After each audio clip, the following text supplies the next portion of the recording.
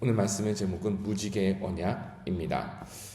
여러분 혹시 무지개를 볼 때마다 설레는 감정이 아직 남아 있습니까? 여러분 참 젊게 사십니다. 영국의 시인 윌리엄 워즈워스는 이렇게 고백합니다. 하늘의 무지개를 바라볼 때마다 내 가슴이 설레고 뜁니다. 나는 어른이 된 지금도 그러하거니와 더 늙어서도 그러할 것입니다. 많은 사람들이 무지개를 보면서 야, 비온 뒤 갠 하늘이 이렇게 아름답구나. 상쾌한데 하늘에 뜬 이 무지개가 참 감동도 되고 신기하기도 하다.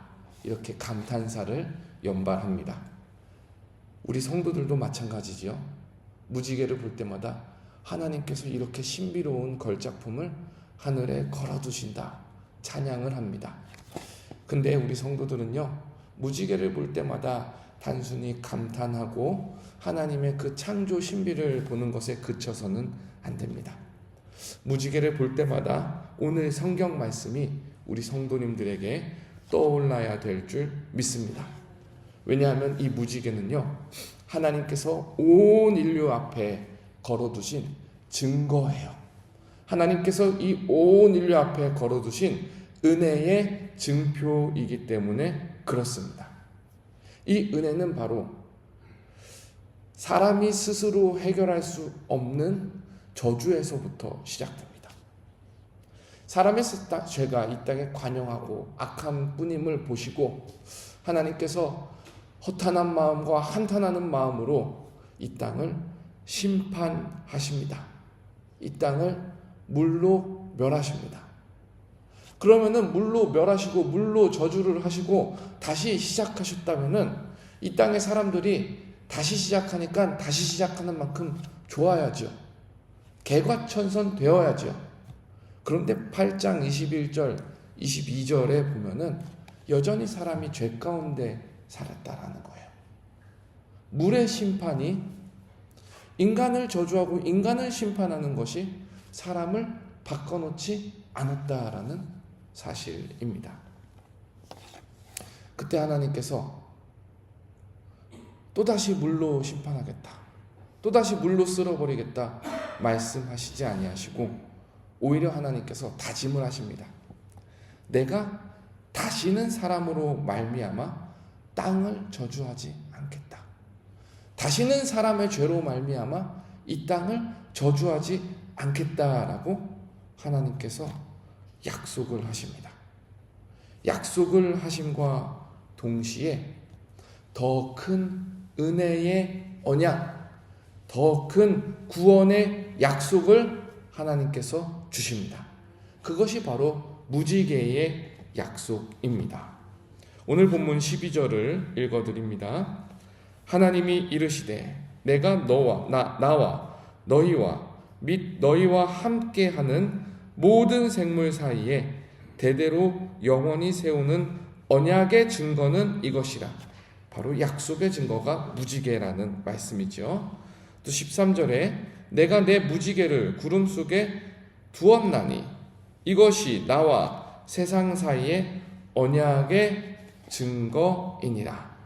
근데 여기서 이제 하나님께서 무지개를 언약의 증거로 주시는데, 무지개는요 히브리어로 캐셋이라는 단어예요. 캐셋이라는 단어예요. 근데 원래 이 무지개가 히브리어로 캐셋이라고 그러는데 이것이 뭐냐면은 전쟁에 쓰이는 활이라는 뜻입니다. 그러니까 성경에서 지금 여기에 나오는 무지개 말고 다른 본문에 찾아보면 다 전쟁에 쓰이는 활을 가리키고 있어요. 그럼 하나님께서 이렇게 말씀하시는 거죠. 13절 다시 읽어봅니다. 내가 내 무지개를 구름 속에 두었나니. 그럼 이 무지개를 활로 바꿔서 읽어볼까요?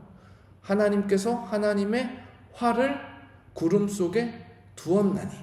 이렇게 되는 거예요. 여러분, 활을 언제 씁니까? 전투할 때 씁니다. 전쟁에서 용사가 적을 죽이기 위해 나갈 때 활을 들고 나갑니다.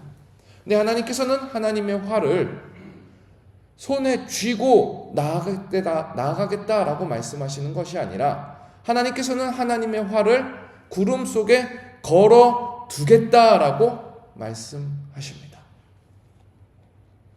고대 세계에서 이 창세기를 처음 받드는 사람들의 관점에서 활을 걸어두겠다라는 것은 전쟁을 더 이상 하지 않겠다. 전쟁보다는 화해를 선택하겠다. 불화보다는 관계의 회복을 선택하겠다라는 상징으로 받아들여졌던 거예요. 그러니까 하나님께서 창세기를 모세를 통해 쓰시면서 하신 말씀이 하나님은 더 이상 심판의 무기를 들고 인류를 저주하지 않으시겠다. 하나님께서는 심판의 무기를 하늘에 걸어두시고 화해를 선언하시겠다 약속을 하시는 거예요. 이 무지개의 약속은 하나님의 영원한 의지이자 이 무지개의 약속은 하나님의 첫 번째 구원 약속이 담긴 온 인류를 향한 은혜의 약속의 증표입니다.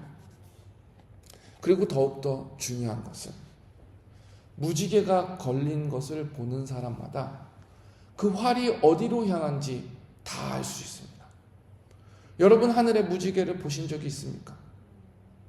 하늘의 무지개를 보신 적이 있을 때 그 무지개의 활이 혹시 땅을 향하여 본 적이 있습니까? 꺾여 있는 못이 하늘을 향한 것이 아니라 땅을 향해서 꺾여 있는 것이 본 적이 있습니까?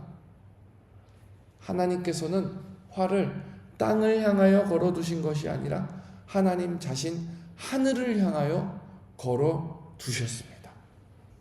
이것이 바로 하나님의 자기 저주, 신학적으로 말하면 하나님의 자기 저주이고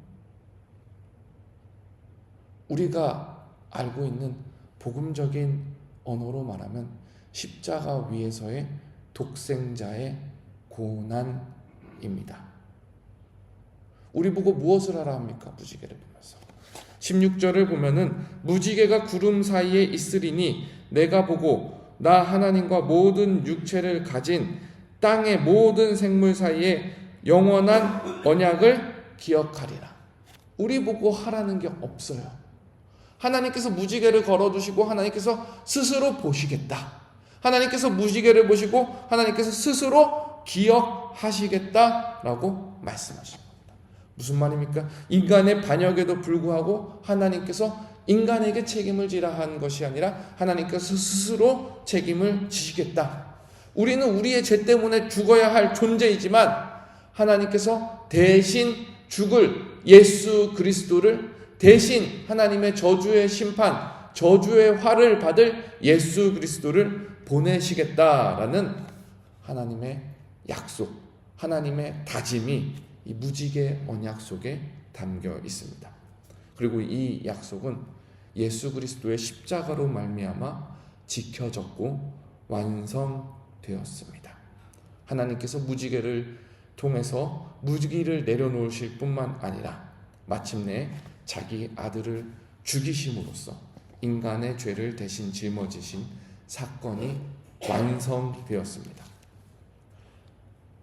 그러므로 우리가 무지개를 볼 때마다 하늘을 보면서 야, 이제는 비가 그쳤구나. 아이고, 무지개가 오늘 떴네, 신기하다. 핸드폰 들고 찍는 수준에 그치는 것이 아니라 이 무지개를 볼 때마다 우리는 고백해야 합니다. 하나님께서 나를 버리시지 않으셨구나. 하나님께서 활을 들어서 나에게 향하는 것이 아니라 하나님께서 활을 접어서 하늘에 걸어두셨구나. 하나님의 은혜는 항상 우리의 죄를 넘어서 승리한다. 우리가 무지개를 볼 때마다 노아의 이 방주의 사건을 볼 때마다 이 사실을 기억해야 할 줄로 믿습니다. 사랑하는 여러분, 이 신학적인, 이 성경적인 진리에 따라 여러분에게 질문과 권면을 드립니다. 여러분 혹시 삶 가운데 심판처럼 느껴지는 순간이 있습니까? 고난이나 환난이 다가올 때 내 마음이 무너지고 내가 실패한 것 같고 내가 죄책감 가운데서 도저히 얼굴을 들 수 없을 때가 있습니까? 그럴 때 몰려오는 죄책감과 패배감보다 먼저 그 자리에 임하는 하나님의 은혜를 묵상하시기를 부탁드립니다. 홍수의 끝에서 하나님은 죄책감을 주신 것이 아니라 홍수의 끝에서 하나님은 은혜의 언약 무지개를 걸어 두셨습니다. 우리가 끝났다고 할 때 하나님의 은혜가 우리를 다시 시작하게 하실 줄 믿습니다. 두 번째 권면의 말씀입니다. 하나님은 오늘도 우리에게 화를 들지 않습니다. 우리가 자주 넘어지고 반복해서 죄를 지을 때마다 이러다가 내가 하나님 앞에 화를 맞는 거 아닌가, 화를 당하는 거 아닌가 이렇게 생각하실 수 있습니다. 그러나 하나님은 오늘 말씀을 통해 우리에게 말씀하시기를 하나님께서는 우리와 싸우지 않으신다. 하나님께서는 우리를 심판하시기보다 우리를 더 살리고 싶어 하신다. 하나님의 본심을 우리에게 보여주는 줄 믿습니다. 마지막 권면입니다. 오늘 하루의 삶 가운데 십자가를 기억하십시오. 무지개가 가리키는 십자가입니다. 정확하고 객관적인 하나님의 언약입니다. 그리고 이 언약은 최종적으로 완성되었고 우리는 믿음으로 말미암아 하나님의 자녀가 되었습니다. 하나님의 자녀가 되었다라는 이 확신과 이 감사와 이 은혜가 오늘 십자가를 기억할 때 더욱더 짙어지기를 소망합니다. 홍수보다 더 큰 은혜, 죄보다 더 깊은 은혜, 심판보다 더 강한 사랑, 그것이 오늘 이 아침에 우리가 누리는 하나님의 은혜인 줄 믿습니다. 우리 함께 기도하시겠습니다.